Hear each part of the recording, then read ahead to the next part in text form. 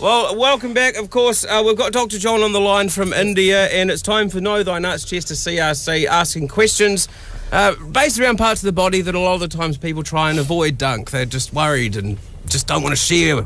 What's wrong? What's going on down there? Yeah, it's a segment dedicated to below the belt chat, and we got to say a big thanks to CRC for this one. And CRC are doing a limited run of CRC Movember cans to support men's health, and they'll donate 20 cents from every can to the Movember Foundation, which is nice of them. Booyah. All right, here's a question. Doc, this one's just come through.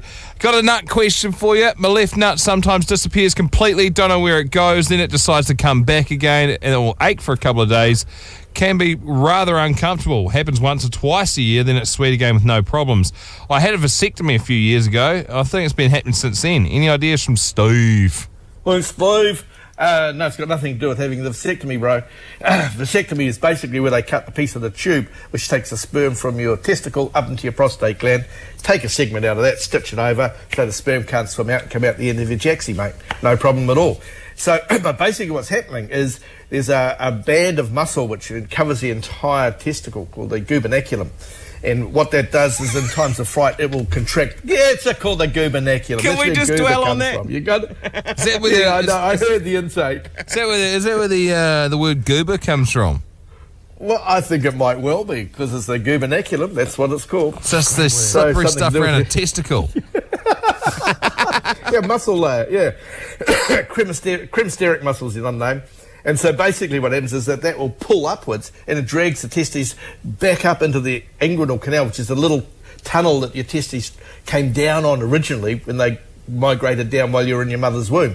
So there's a little potential tunnel there and they're just getting sucked back up. As long as it comes back down, it's cool. It's like, because if it gets stuck in that tunnel, it's not so good. Or if it actually disappears completely up into your abdominal cavity, which is much less likely, that's not so cool either. But as long as it spends 95+% of the time down hanging around your scrote, you're doing all right. It's very much a similar situation to when the wheels on a jumbo jet fold up underneath. Yeah, that's a beautiful analogy, though. It's the bodies. That is absolutely right. Yeah, they just fall out there. Yeah. All right. So normally, though, that our testes come up at a time other than landing. Yeah, we'd like have them up there before we land rather than drop them down. If you just tuned in, it is Know Thy Nuts with Dr. John. Cheers to CRC, the professional's choice. One more question while we're in the nut corner. Yeah, we've got one here, John, and it's interesting because we've had questions like this before, and I know you always talk specifically about where you would find the lump inside a testis, yep. You know, and this one sort of sounds like what you've talked about before, like differentiating the difference. It says, I've got a small lump the size of a pea in one of my nuts. It says in one, so maybe he means inside the scrotum, not on the actual nut. No. He says, I've had it for 5 years now, it hasn't really changed in size. Should I get it checked out? Okay, this comes down. This is really vital, guys. This is when I describe a cancer of the testicle, I call it a pea-sized lump within the body of the testicle itself. So if you infer from what that text is, I can't rule that out. Yeah. Okay. Someone says, so.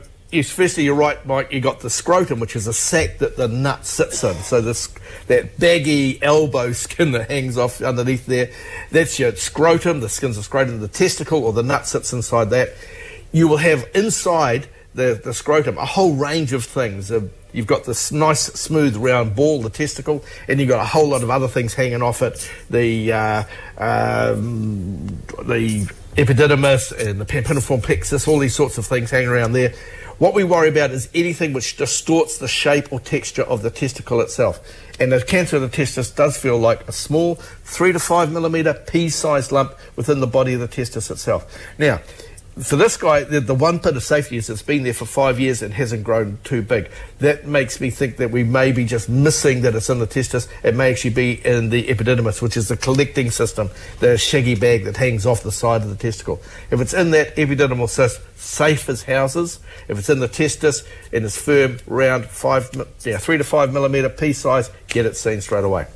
Just quickly, John, speaking of that, now you're saying like this guy said he's had it for 5 years. If it was a testicular cancer, do they have like a time period on them? Meaning like if you had it for 2 years, it's likely to kill you? Or is there such a thing like that with these things, or is it very random?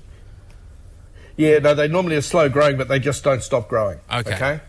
and they'll get bigger and bigger and bigger. It's not the actual cancer in the testicle that will kill you. It's when the cells that are from that cancer go through the rest of your body and invade lymph nodes, liver, lung, other bits of your body and start to grow there. That's the thing that will take your life, right? What we call metastases. Yeah. You want to catch it before it metastasizes. Hey, just a quick question, not quite as serious about that. Let's say I fell off my motorbike and I wasn't wearing a leather jacket and scraped all of the elbow skin off my elbow. Yes, we could. Yes, we could. Would the go-to place to replace my elbow skin be the ball sack? And how much how much real estate can you carve off my sack for my elbow?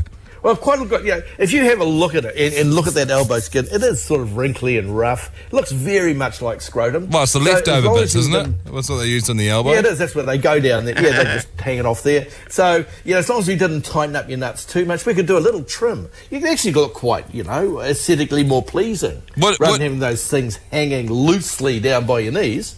It would just tighten them up a little bit. Silly but legitimate question. If that happened, would they use your bull bag skin? No.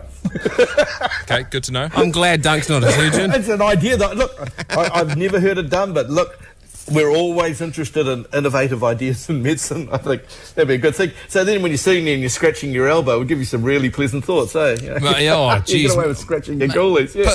Put that in the bloody medical journal and put on the front page of the New York Times, mate. That's where we're going, pushing the boundaries. Absolutely. A whole new procedure. Bit of a hard yarn to explain all the weird hairs on your elbow, though.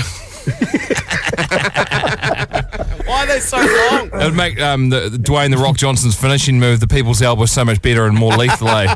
Get a bit of bull bag in your face off the bloody people's champ's bloody elbow. He might have to change the name, Doug. Who knows? Yeah. Right, Dr. John, stick there. We'll be back with more questions here. He is live from India, ladies and gentlemen. Get your questions to the doc. Doc is the keyword. Send it off to 3520 and we'll be back shortly.